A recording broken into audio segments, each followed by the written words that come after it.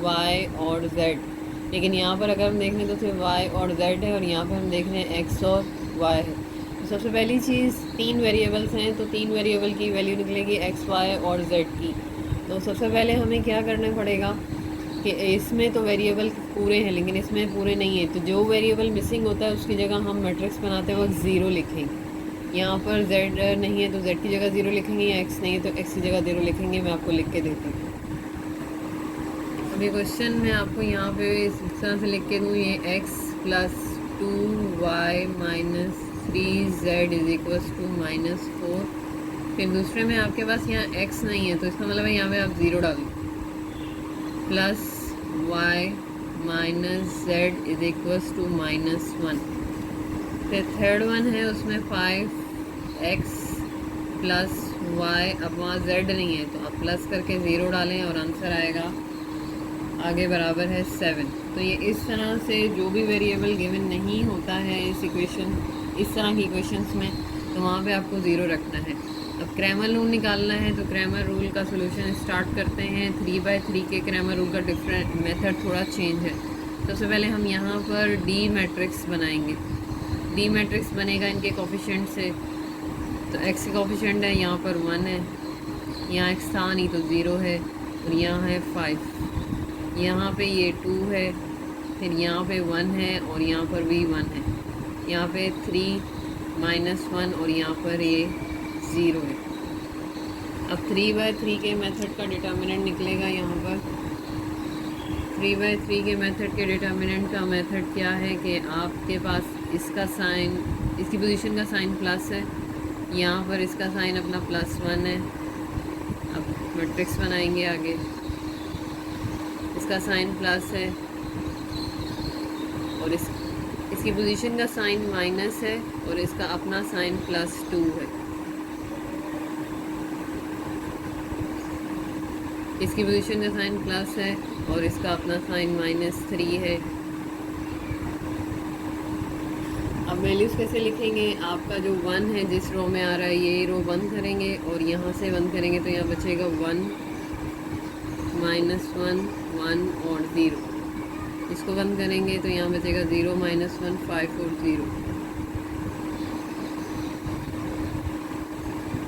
और इसको करेंगे तो बचेगा 0 1 5 1।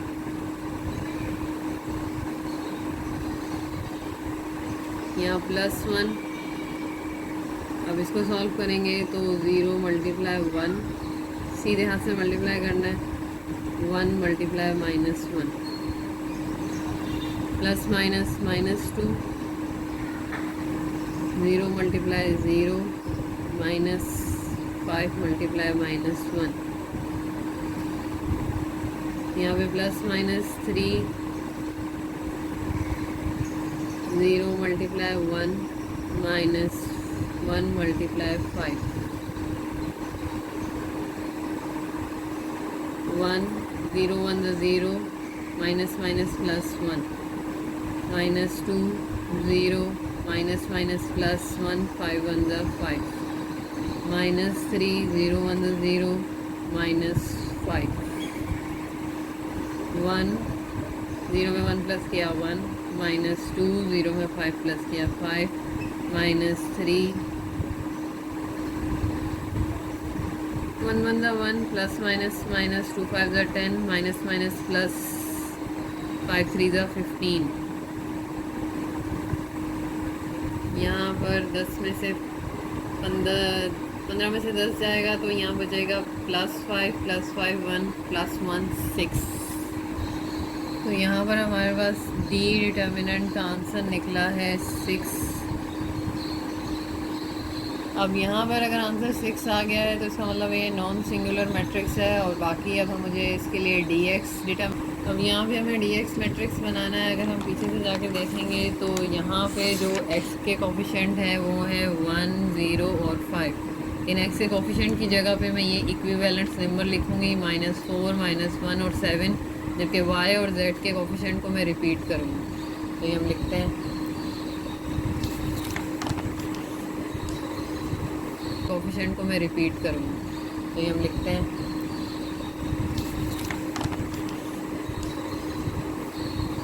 हमारे पास नंबर था, एक्स के कोफिशिएंट की जगह आएगा -4 -1 और 7।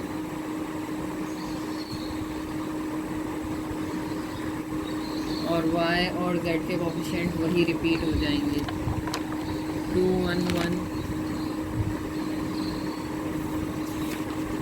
और -3 -1 और 0।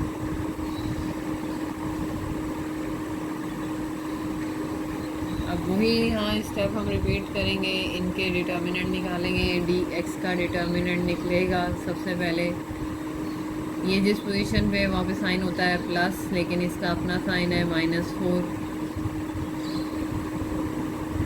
ये जिस पोजीशन में वहाँ पे साइन है माइनस, लेकिन इसका अपना साइन है +2।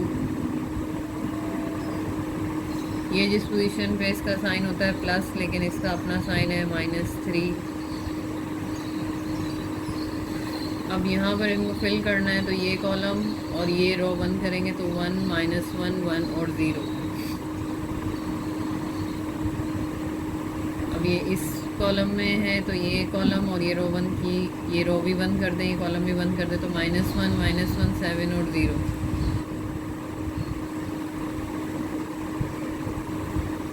इसको भी सॉल्व कर देंगे तो यहाँ -1 1 7 और 1।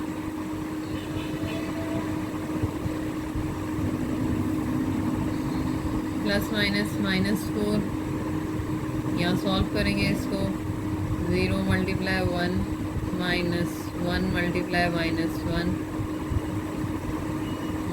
-2 0 × -1 -7 × -1 ±3 1 × -1 -1 × 7 -4 0 +1 -1 +1 -2 0 -+ 7 -3 -1 -7 1 7 -4 0 +1 +1 -2 0 +7 +7 -3 -+- -8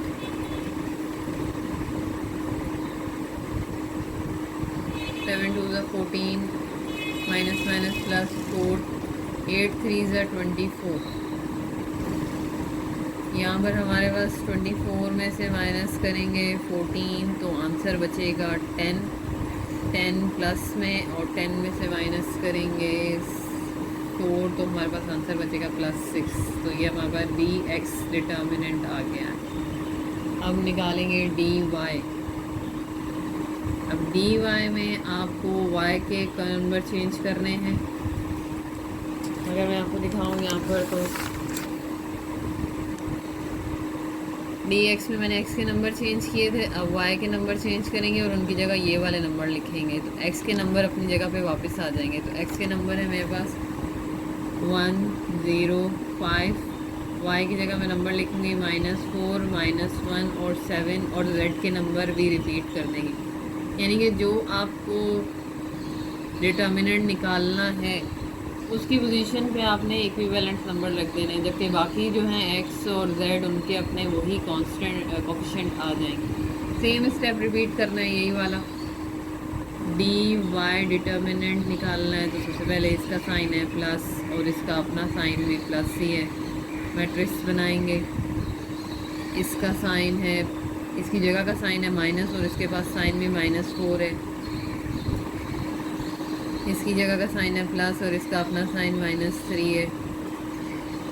अब इनके नंबर लिखेंगे, तो सबसे पहले ये कॉलम, ये रो को बंद करेंगे और ये बंद करेंगे, क्योंकि ये जिसमें होगा वो कॉलम भी बंद करेंगे और रो भी। तो -1 -1 7 और 0 ये बंद करेंगे, तो 0 -1 5 और 0। इस साइड को क्लोज करेंगे तो ये ऐसे बंद होगा, तो यहाँ पे 0 -1 5 और ये 7। अब यहाँ पे इसको सॉल्व करेंगे 1 आ जाएगा, 0 को मल्टीप्लाई करेंगे -1, यहाँ से मल्टीप्लाई करना है और फिर ये 7 × -1 फिर minus minus plus 4, 0 multiply 0, minus minus 1 multiply 5, plus minus minus 3, 7 multiply 0, minus minus 1 multiply 5,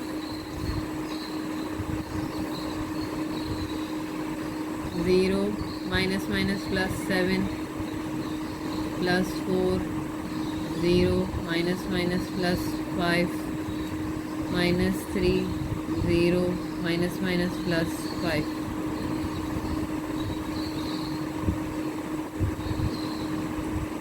0 plus 5, 5, minus 3, 0 plus 5, 5, 7 1 7, 4 5 20, 3 5 15,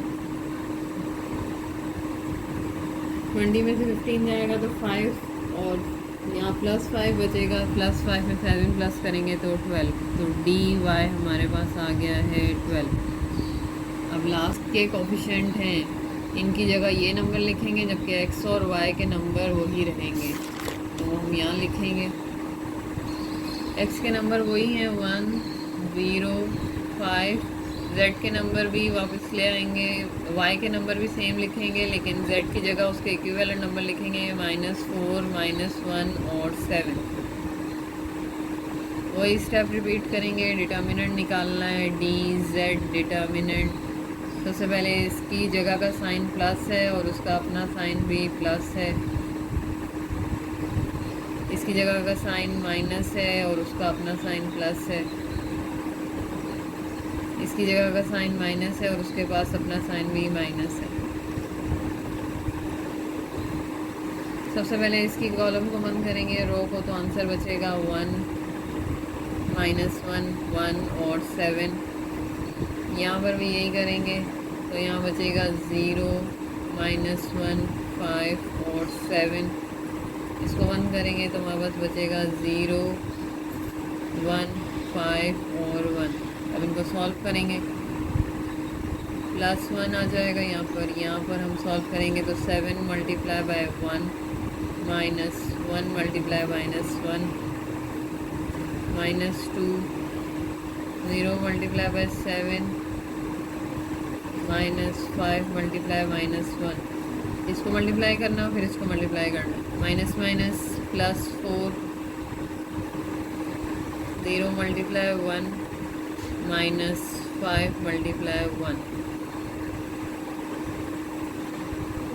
1 7 1 7 minus minus +1 -2 0 +5 +4 0 -5 7 + 1 8 2 5 +4 और यहाँ -5 8 1 8 2 5 10 +- 5 4 20।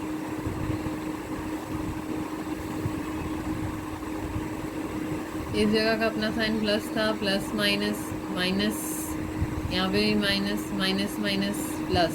20 में से 10 जाएगा तो +10 और 10 + 8 18 DZ।